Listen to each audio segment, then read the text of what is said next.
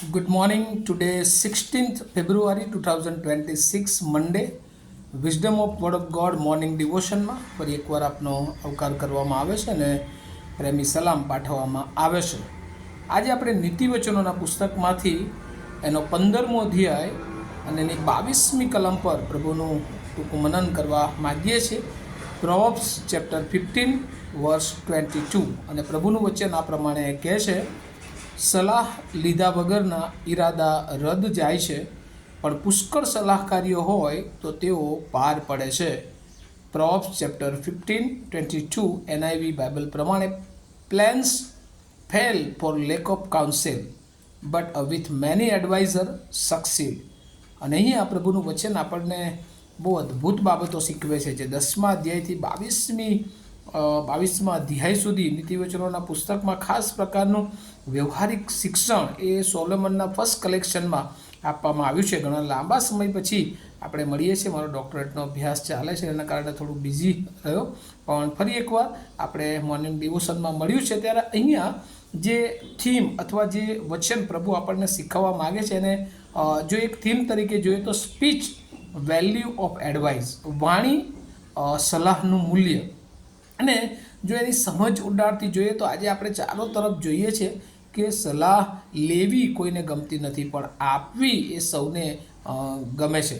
ગુજરાતીમાં એક કહેવત છે કે પૂછી પૂછીને પંડિત થવાય.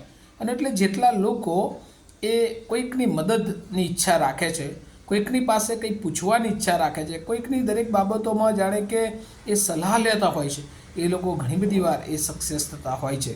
અને આજે તો આપણે જોઈએ છીએ કે કોઈ અજાણી જગ્યાએ પણ આપણે જવું હોય તો આપણું ગૂગલ મેપ આપણે મૂકી દઈએ અને એ પ્રમાણે આપણને એ દોરે અને યોગ્ય જગ્યાએ આપણે પહોંચી જઈએ છીએ.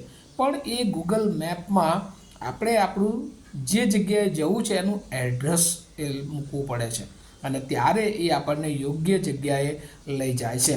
અને એવી જ રીતે આજે સવારે પ્રભુ આપણને શીખવવા માગે છે કે ઈશ્વરના વચનો અને બાઇબલનો ઈશ્વર એ આપણો ગાઈડ છે, એ આપણો એડવાઇઝર છે, એ આપણો કાઉન્સેલર છે. અને જ્યારે આપણે એ વચનોની પાસે જઈએ છીએ, એ વચનોને વાંચીએ છીએ, એ વચનોમાંથી આપણા જીવનને માટે આપણે પ્રભુની પાસે એ માંગણી કરીએ છીએ, પ્રાર્થના કરીએ છીએ, એ ઈશ્વરની ઓળખમાં આવીએ છીએ, ત્યારે પ્રભુ એ આપણા જીવનમાં ઈશ્વરના રહેલા ઈરાદાઓને એ પ્રગટ કરે છે.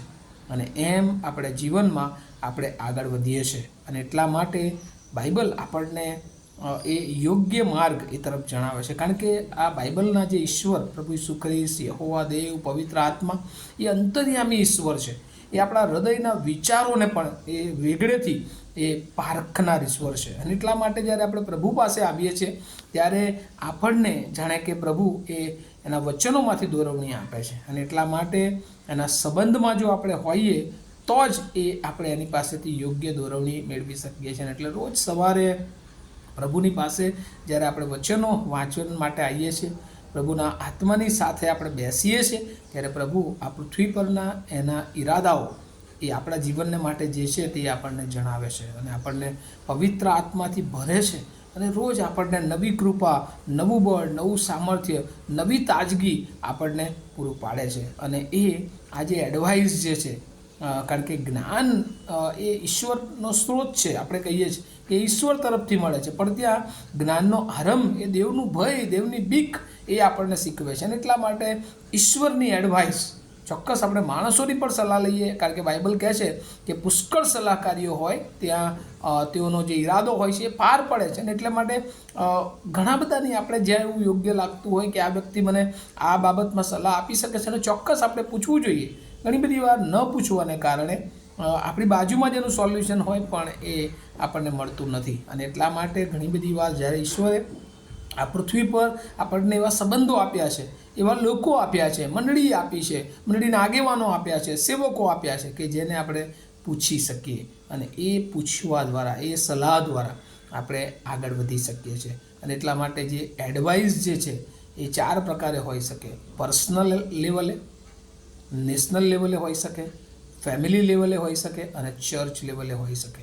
અને કોઈ પણ લેવલે જ્યાં આપણે ગૂંચવણ ઊભી છે, જ્યાં આપણને પ્રશ્ન છે, જ્યાં આપણને મુશ્કેલી છે, ત્યાં આપણે ચોક્કસ એ પ્રભુના લોકોની સલાહ લઈએ અને આપણે જોઈએ છીએ કે નવા કરારના સમયમાં કે જૂના કરારના સમયમાં જ્યારે લોકોના પ્રશ્નો મુશ્કેલી એમના જીવનમાં આવ્યા ત્યારે દેવના સેવકો પાસે જતા હતા, દેવની પાસે જતા હતા અને દેવની પાસે સલાહ માંગતા હતા.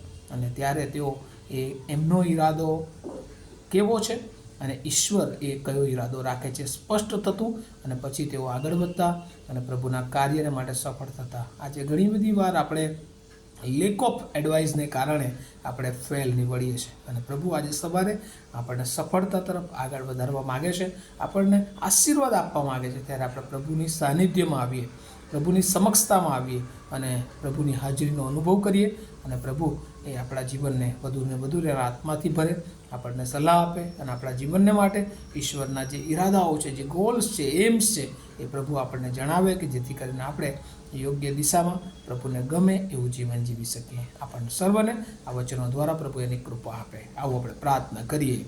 અમારા જીવંત અને દયાળુ ઈશ્વર, આજે સવારે આભાર માનીએ છીએ પ્રભુ. અમે સલાહનું મૂલ્ય સમજીએ. ઘણી બધી વાર પ્રભુ અમારા શબ્દો એ બીજાને દુઃખ પહોંચાડતા હોય છે, પણ ઘણી બધી વાર અમે કોઈકની પાસે જ્યારે જઈએ ત્યારે પ્રભુ અમને યોગ્ય રસ્તો પણ મળતો હોય છે. પ્રભુ અમે તમારા વચનો પાસે આવીએ, તમારી પાસે આવીએ અને અમારી આસપાસ જેઓ પ્રભુ અમને મદદ કરી શકે એવું અમને લાગે છે ત્યારે તેઓની પાસે અમે જઈએ અને પ્રભુ અમારા જીવનમાં તમારી કૃપા, તમારા ઈરાદાઓ અમે શોધીએ અને પ્રભુ એ રીતે અમારા જીવનમાં આત્મિક રીતે અને આ પૃથ્વી પરની દરેક દિશાઓમાં પ્રભુ આગળ વધીએ એવી પ્રાર્થના કરતાં અમે સગડા અને જેઓ મને સાંભળી રહ્યા છે સર્વને પ્રભુ તમારા હાથોમાં જ સોંપતા મારી પ્રાર્થના ઈસુ પ્રભુના નામમાં સાંભળો, તેનો સ્વીકાર કરો. Amen. Have a nice day to all of you. Thank you.